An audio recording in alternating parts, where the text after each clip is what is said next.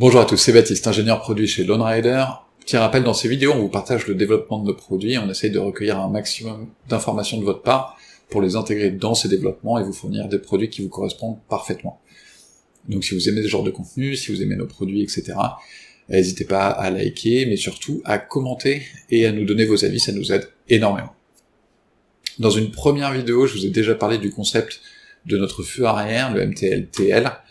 Donc je vous expliquais un petit peu le concept, tout ce qu'il y avait derrière, et aujourd'hui on va rentrer dans le vif du sujet, et plus sur la partie ingénierie, avec la conception, les simulations, impression 3D, scan 3D, voilà, on va parler de pas mal de choses, donc on commence maintenant. Donc là on va commencer par parler de la conception interne déjà du feu, donc c'est pas très compliqué, on a deux composants, on a le PCB, on a notre lentille, donc ça va être notre module lumineux, et ensuite on va avoir différentes fixations. Donc on va passer sur le PC pour regarder ça. Donc avant de voir comment on intègre le feu sur la moto, on va commencer par regarder déjà, par concevoir la partie interne du feu, vraiment notre module lumineux. Donc on va avoir d'un côté notre PCB, où là sur cette partie-là, donc on va avoir tous nos circuits électriques déjà à l'intérieur, mais on va également jouer sur l'espacement des feux et les types de LED qu'on va utiliser. On va tester plusieurs références pour être sûr que d'un point de vue performance, le feu corresponde à nos attentes. Donc voilà, ça c'est un exemple de simulation qu'on va faire, donc en testant différents types de LED, et ben on va pouvoir simuler un petit peu et avoir une idée des performances que va avoir notre feu, donc aussi bien sur la partie feu de position, que feu stop, que le feu orange qui sera utilisé pour les warnings ou pour les clignotants. Et donc là-dedans on va avoir tout un tas de paramètres, que ce soit les références de LED, leur puissance, l'efficacité des composants, leur réfraction, etc. Donc voilà, on a pas mal de choses qui vont rentrer là-dedans et qui vont nous permettre de faire des simulations pour vérifier, avant de lancer des productions, avant de lancer des prototypes, avant de rentrer trop profondément dans la conception, que notre feu va être performant et répondre à nos attentes. Et donc pour ajuster justement un petit peu tout ça et le rendu que va avoir notre feu, on va jouer sur le PCB et donc sur l'espacement de nos LED, le type de LED qu'on va utiliser, mais on va également jouer sur le diffuseur, donc cette lentille qu'on a ici, sur laquelle bah voilà, on a des formes un petit peu bizarres qui vont diffuser la lumière d'une certaine manière, et on va pouvoir jouer justement sur les formes qu'on va avoir. Là on voit on a des sortes de petits dômes qui vont servir à disperser un petit peu la lumière de différentes manières, et là l'idée c'est d'avoir vraiment un feu le plus diffus possible pour éviter d'avoir des spots lumineux qu'on voit sur le feu. Donc voilà, et là-dessus on va pouvoir jouer sur ces formes de dôme, on va pouvoir jouer sur l'épaisseur de la lentille, on va également pouvoir jouer sur l'état de surface de notre diffuseur, et qui va être sur la partie vraiment externe de notre feu. Donc voilà, on a tout un tas de paramètres sur lesquels on peut jouer pour avoir un feu à la fois performant et aussi d'un point de vue esthétique qui corresponde à nos attentes. Donc on va pas trop rentrer dans le détail dans la conception non plus, mais voilà, là on a notre lentille, voilà typiquement le feu, comment il est fait, et on va avoir nos câbles qui sont ici, donc voilà, on a nos câbles, on va avoir ensuite là ici une partie étanchéité, et voilà, on a notre module lumineux. Donc le PCB est inséré et maintenu en position par des petits ergots qui sont là faits exprès, et voilà, ça nous permet d'avoir ce module lumineux là, qu'ensuite on va pouvoir mettre dans tout un tas de boîtiers différents, en fonction de ce qu'on veut faire, où est-ce qu'on veut le monter, etc. Est-ce que ça va être juste un feu stop, est-ce que ça va être aussi clignotant? On a, grâce à ce feu-là, et le fait qu'il soit feu stop et clignotant, une multitude d'options, même si peut-être qu'au début on va le lancer qu'en feu stop, après on le lancera qu'en clignotant, on pourra faire tout. Voilà. Ça nous donne vraiment beaucoup d'options, et de modularité derrière, pour répondre à toutes les attentes possibles. Donc ensuite, avant de rentrer dans la partie support, et comment on va l'intégrer sur la moto, on a un autre aspect qui lui sort un petit peu de l'ingénierie, mais est la partie design. On est en train de développer une gamme de feux, donc on a parlé des MTL4 dans une vidéo précédente, mais on a également nos MTL9 qui sont déjà en production, et que ce soit pour les feux, mais pour le reste de notre gamme, on essaie d'avoir une identité visuelle et des codes en termes de design qui se répètent et qui permettent d'avoir une homogénéité dans notre gamme, et des produits voilà, qui, quand on les regarde, on sait que c'est des produits Lone Rider. Donc là par exemple on a nos MTL9, et donc là sur le MTL9 on va voir qu'on a plein de petits détails, que ce soit dans l'architecture générale, en termes de couleurs, en termes de chanfrein, voilà, des indentations qu'on va avoir un petit peu partout, et donc ça va être ce type de langage qu'on va essayer de répéter pour avoir un produit qui soit cohérent avec le reste de la gamme. Donc là on peut les voir à l'écran.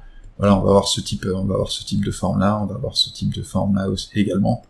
Donc voilà, on a tout un tas de petits détails dans le design de nos produits qui font qu'à la fin c'est un produit LoneRider, et on va essayer justement de répéter ça.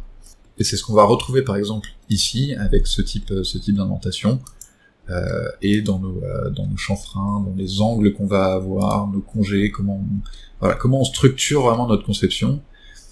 C'est ce qui va nous permettre d'avoir un produit qui corresponde, avoir une sorte de pattern un petit peu qui fait qu'en le regardant on sait que c'est un produit LoneRider.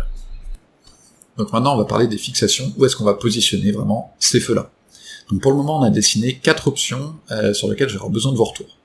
Donc la première option, ça va être sur la plaque d'immatriculation. Donc on va venir percer directement la plaque d'immatriculation pour venir fixer notre feu par derrière. Et donc je vais vous montrer après sur la moto comment ça se passe, mais voilà, là c'est celui qu'on a à l'écran ici. Donc on a sur la plaque d'immat, donc il a une fixation universelle, peu importe les plaques d'immatriculation, peu importe les motos, vous pouvez mettre. Ensuite, on a une autre fixation universelle, donc là on va avoir un feu plat, et qu'on va pouvoir mettre où on a envie de le mettre. Donc là il y aura un petit peu de bricolage, enfin voilà, il faudra voir de votre côté comment vous voulez l'intégrer, et c'est une des questions que j'ai. Vous, typiquement sur un feu comme ça, où est-ce que vous le metteriez?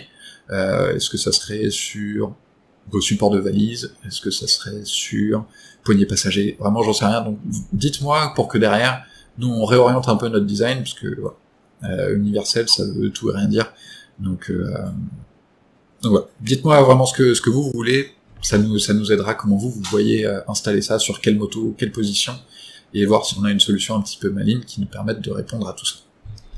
Donc, et ensuite on va avoir une fixation universelle pour les GSA et pour les GS. Donc là c'est celle qu'on voit à l'écran, donc directement sur le support de top case. Donc voilà toutes les fixations possibles, sachant que là globalement l'idée c'est d'avoir notre module lumineux, où là on va avoir de l'outillage, donc on va avoir une injection plastique pour la lentille, on va avoir nos PCB, etc.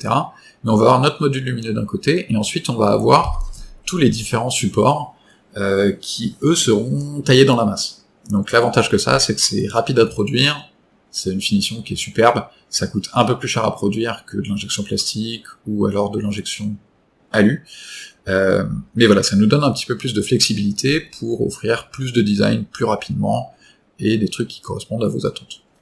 Et donc là, maintenant qu'on a ces premiers concepts, là ce qu'on va faire, c'est qu'on va imprimer ces différentes fixations, on va les imprimer en 3D, donc là voilà, j'en ai ici, j'en ai une autre là, j'en ai 2 autres qui sont montées sur la moto, et donc voilà, l'impression 3D, c'est juste avec un filament en plastique, on va venir le faire fondre, et imprimer par couche, en fait, on va empiler du plastique, et ça nous permet d'avoir une pièce qui est précise au dixième de millimètre, et ça nous permet en 2 heures d'avoir 4 prototypes différents, et de pouvoir les tester, de réajuster le design, etc. Et donc là, ce qu'on a à l'écran, ça va être un scan 3D de la moto, donc ça, les scans 3D, on peut les faire sur n'importe quelle moto. Je sais pas d'ailleurs si c'est une partie qui vous intéresse ou pas, la partie scan 3D, et comment on arrive à récupérer justement ces données-là pour dessiner autour, et avoir des produits qui s'intègrent à la moto. Donc voilà, si c'est une partie qui vous intéresse, j'ai encore pas mal de scans 3D à faire, donc je pourrais vous montrer un petit peu plus dans le détail comment on fait, comment on les traite, qu'est-ce qu'on en fait derrière, et comment ça nous aide justement à accélérer nos processus de développement. Et donc maintenant qu'on a pu faire une première version, donc là on va essayer de pas aller trop loin dans le détail, parce que ça va être vraiment de tester la fonctionnalité du produit en termes de fixation, est-ce que ça tient, est-ce que ça tire pas, est-ce qu'en termes de position ça fonctionne ou pas. Donc je vous emmène avec moi tout de suite, on va en parler. Là typiquement on a 2 types de fixations qu'on a développés, donc on a le premier ici qui lui vient se prendre directement sur le support de top case de la GSA, et ensuite on a un deuxième ici qui lui vient se fixer sous la plaque, et donc là on va venir se visser directement ici. Donc là c'est le premier proto que j'imprime, donc ça nous permet de tester un petit peu et de voir comment ça s'intègre à la moto. Donc là en termes d'intégration, de montage, c'est facile, ça se passe bien. Par contre l'inconvénient qu'on va avoir, c'est en termes de visibilité, parce qu'on va avoir notre top case qui dépasse quand même un petit peu de cette platine là, et autant sur une hauteur de voiture ça reste relativement visible, même si on nous colle. Par contre, le problème, ça va plus être pour les poids lourds. On là va être sur une hauteur qui est déjà plus importante, et donc voilà, en fonction de la hauteur, on va pas forcément être très visible. C'est pas forcément optimal en termes de visibilité, alors que pour le coup, sur la plaque d'immatriculation, on va avoir une visibilité qui est un petit peu meilleure. Donc là, sur cette option-là, je pense qu'on va continuer dans cette direction-là, parce que ça marche pas mal et ça s'intègre bien, et ça s'intègre à n'importe quelle moto. Après, sur celle-ci, je pense qu'on a encore un petit peu de travail, voire même si on pourrait le fixer également directement sur nos platines de top case, pour venir les mettre plus en retrait. Donc voilà, enfin on a pas mal d'options, mais en tout cas pour l'instant je pense que celle-ci on n'est pas forcément parfait, puisque ouais, une fois top case installé, on n'a pas forcément beaucoup de visibilité, en particulier pour les poids lourds. Après c'est assez rare qu'on se fasse coller vraiment par les camions, mais voilà. Donc ça va être tout pour aujourd'hui. Là j'enregistre vraiment cette vidéo au dernier moment, parce que la vidéo va sortir demain. Donc voilà vraiment l'état des lieux aujourd'hui de ces développements-là.